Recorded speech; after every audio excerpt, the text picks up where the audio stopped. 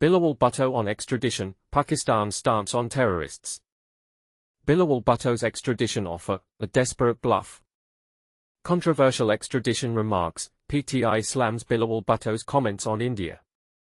Bilawal Bhutto's remark on Hafiz Saeed and Masood Azhar extradition sparks controversy. Bilawal Bhutto on extradition, Pakistan's stance on terrorists. Stop the blame game. Pakistan says it is willing to turn over wanted militants to India, but only if New Delhi cooperates fully in the legal process. Former Pakistani Foreign Minister Bilawal Bhutto Zardari has thrown down a challenge. Islamabad, he says, has no objection to extraditing any individual of concern as a goodwill gesture. The catch? India must meet certain procedural requirements that Pakistan claims have been ignored so far. But here's where it gets controversial. Bilawal places the entire burden for past failures on India. According to him, attempts to prosecute Lashkar-e-Toiba, LET, founder Hafiz Saeed and Jaish-e-Mohammed, JEM, Chief Masood Azhar stalled because Indian authorities would not send witnesses or provide evidence in a manner acceptable to Pakistani courts. In simple terms, he argues that without testimonies, documents, and cross-examination, judges in Pakistan cannot convict or extradite. Why does that matter? For beginners, extradition is not just a handshake between two governments, it is a courtroom marathon. Judges need certified evidence, sworn statements, and, ideally, live witnesses. Without that, defense lawyers can claim the case is built on hearsay. Bilawal insists that if India overcomes this non-compliance, Pakistan will have no hurdle shipping out suspects. And this is the part most people miss. Bilawal calls India's promise to hunt terrorists across borders a new abnormal, suggesting it could destabilize both countries. That statement alone is enough to spark heated debate among security experts who view cross-border operations as a legitimate self-defense tactic. Adding yet another twist, Bilawal claims, perhaps incorrectly, that Masood Azhar is not in Pakistan at all but hiding in Afghanistan. That's a bombshell, because Indian intelligence has repeatedly reported Azhar's presence on Pakistani soil. You might recall Azhar's dramatic release in 1999 during the Indian Airlines flight IC-814 hijacking in Kandahar. Ever since, New Delhi has blamed him for plotting attacks inside India. By contrast, Bilawal is adamant that Hafiz Saeed is already behind bars. It is factually not correct that Saeed is a free man, he states, noting that Saeed is serving a 33-year sentence for terror financing. Pakistan's National Counter-Terrorism Authority, NACTA, confirms that both LET and JEM are officially banned. To be clear, Masood Azhar is also a UN-designated global terrorist. If India produces actionable proof that he is in Pakistan, Bilawal says Islamabad will be more than happy to arrest him. Until then, Pakistan claims its hands are tied. Let's step back. Why are these assurances even necessary? Since the 2008 Mumbai attacks, bilateral ties have nosedived. Trust is thin, and every legal request is viewed through a political lens. Confidence-building measures, like extraditing fugitives, could, in theory, thaw relations. Yet each side accuses the other of stalling. So, who is really obstructing justice? India argues that its dossiers contain ample proof, pointing to phone intercepts, confessions, and eyewitness accounts. Pakistan counters that such material cannot replace in-person testimony under its evidentiary standards. This legal tug-of-war leaves alleged masterminds in limbo and victims without closure. A quick example to illustrate: imagine trying to convict someone of bank robbery in one country using CCTV footage from another. If the technician who copied the footage never appears in court, a defense lawyer can claim the evidence might be doctored. The same principle, Pakistani officials claim, applies to terror cases. But critics are not convinced. They argue Pakistan has a patchy record of acting against militants who target India. They also point to instances where suspects disappeared, mysteriously, or reappeared at rallies. That contradiction fuels suspicion in New Delhi and among international observers. Controversial interpretation: is Bilawal genuinely extending an olive branch, or is he shifting blame to protect domestic interests? Some analysts see his remarks as an attempt to show Pakistan in a cooperative light while subtly pressuring India to expose its own evidence shortcomings. Final thought-provoking questions for you. Do you believe Pakistan's insistence on in-court Indian witnesses is a reasonable legal demand or a convenient roadblock? Should India agree to send officials and witnesses across the border despite security and political risks? And if Masood Azhar is indeed in Afghanistan, who bears responsibility for capturing him? Your turn, where do you stand? Share your arguments, agreements, or outright disagreements. The debate isn't just legal, it shapes the future of regional security. Bilawal Bhutto's extradition offer, a desperate bluff.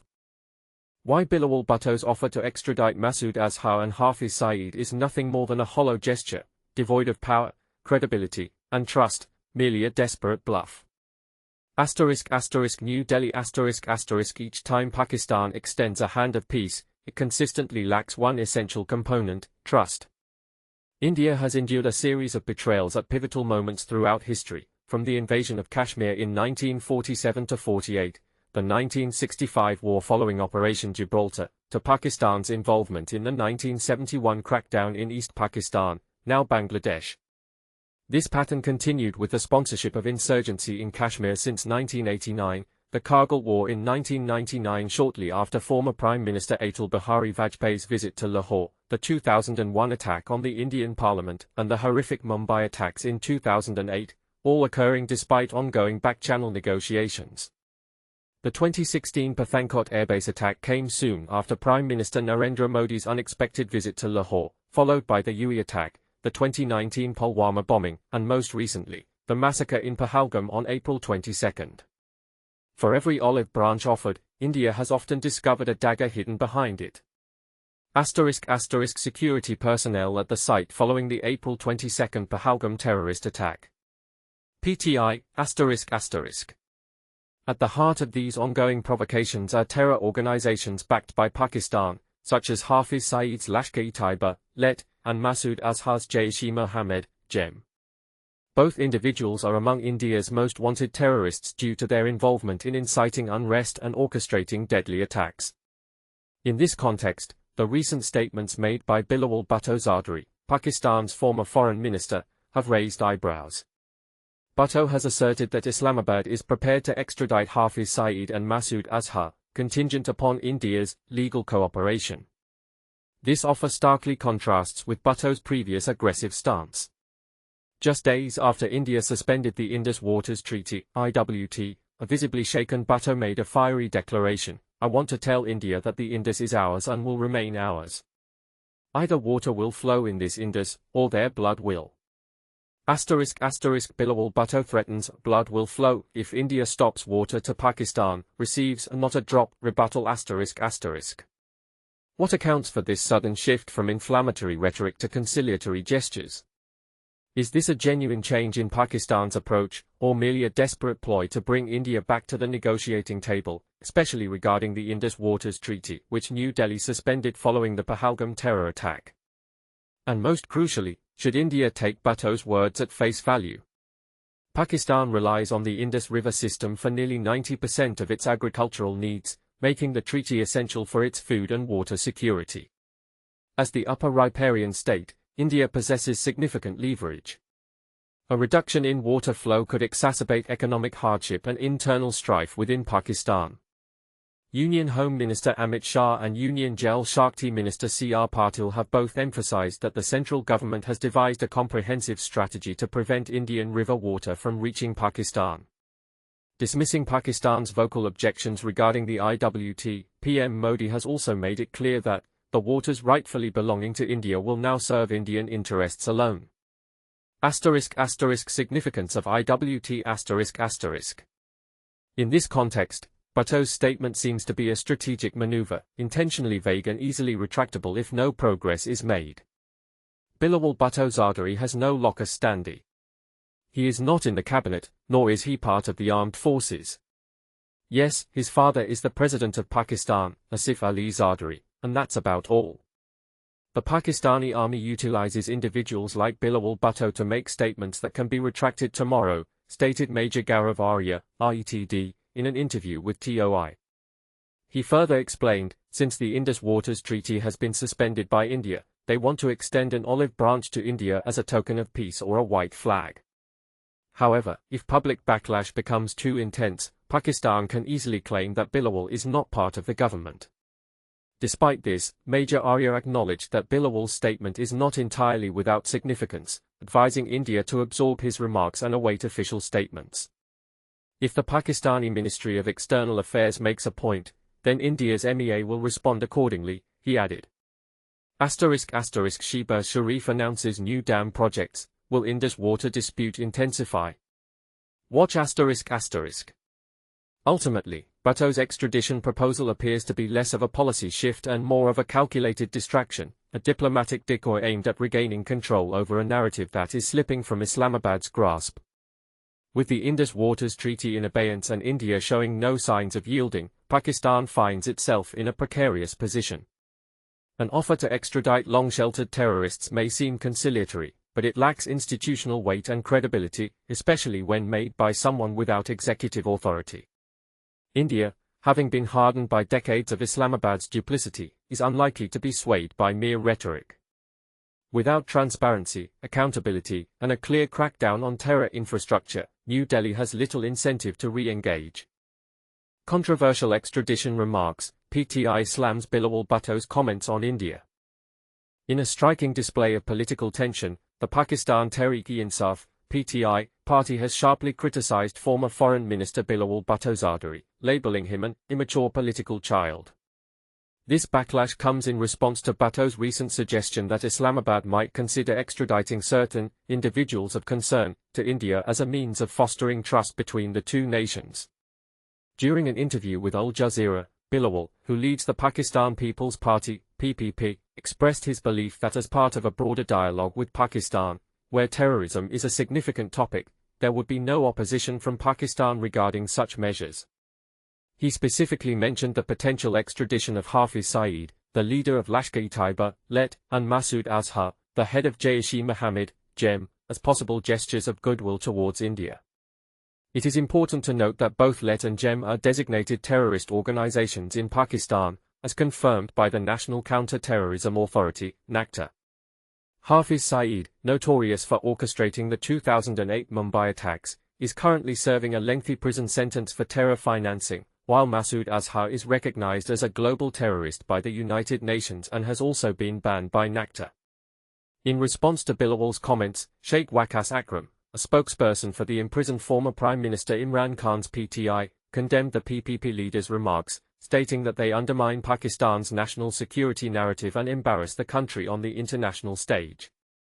Akram questioned Bilawal's eagerness to appease India, suggesting that it reflects a lack of political acumen and understanding of the complex geopolitical landscape. He further argued that Bilawal has become a representation of confusion and inconsistency in Pakistan's foreign policy, noting that the PPP was established by Zulfikar Ali Bhutto with a strong focus on Kashmir. Akram accused Bilawal of betraying this legacy by prioritizing political advantage over the sacrifices made by the Kashmiri people. In the interview, Bilawal clarified that the legal cases against Saeed and Azhar pertain to issues of terror financing within Pakistan. However, he pointed out the challenges of prosecuting them for cross-border terrorism, attributing these difficulties to what he described as non-compliance from India. He emphasized the necessity of presenting evidence in court and the need for Indian witnesses to testify, suggesting that if India were to cooperate in this process, there would be no obstacles to extraditing any individuals deemed concerning. When asked about the current locations of Saeed and Azhar, Bilawal confirmed that Saeed is imprisoned, while it is believed that Azhar is in Afghanistan. This situation raises critical questions about the future of Pakistan-India relations and the complexities of extradition in the context of terrorism. What do you think about Bilawal's approach?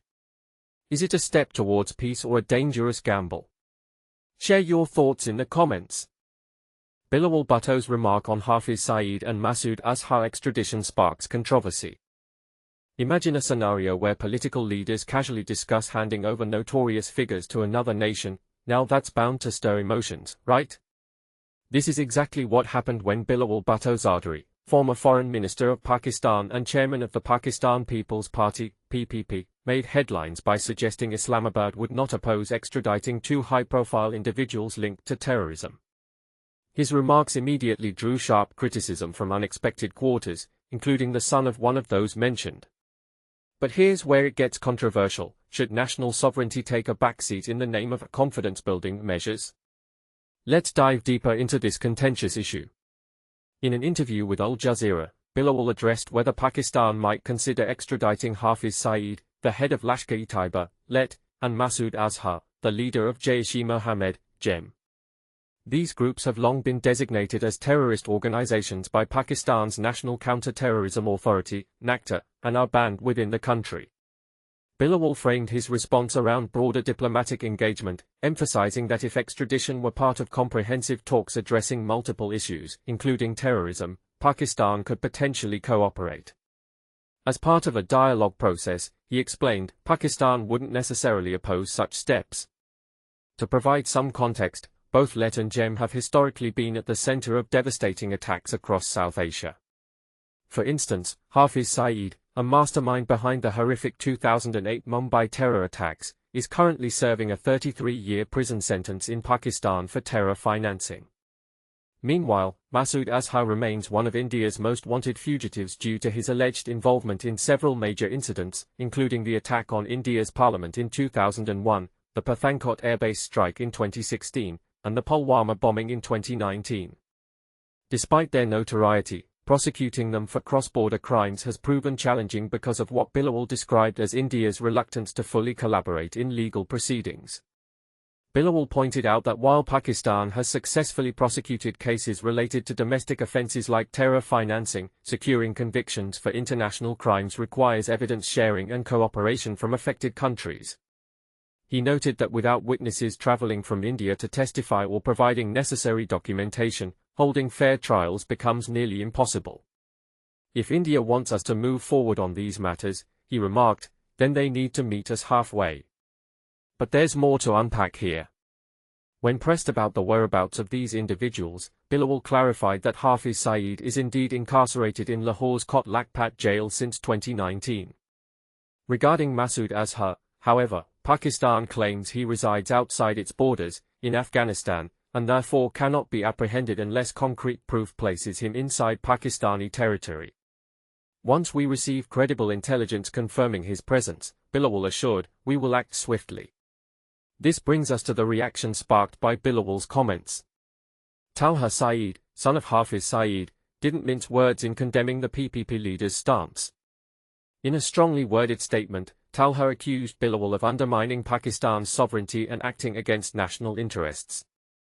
How can a representative of our state even entertain the idea of extraditing citizens to another country? He questioned angrily. Talha further argued that his father's actions align entirely with Pakistan's welfare and dismissed accusations labeling him as a threat to regional stability. And this is the part most people miss. Beneath the surface of this diplomatic tussle lies a fundamental question about balancing justice, diplomacy, and national pride. Should countries prioritize mending strained relationships over protecting their own citizens? Or does doing so risk eroding trust among the populace? So, what do you think? Is Bilawal justified in floating the idea of extradition as a confidence-building measure, or does it cross a line? Do you agree with Talha's defense of his father, or should public figures linked to violence face accountability regardless of nationality?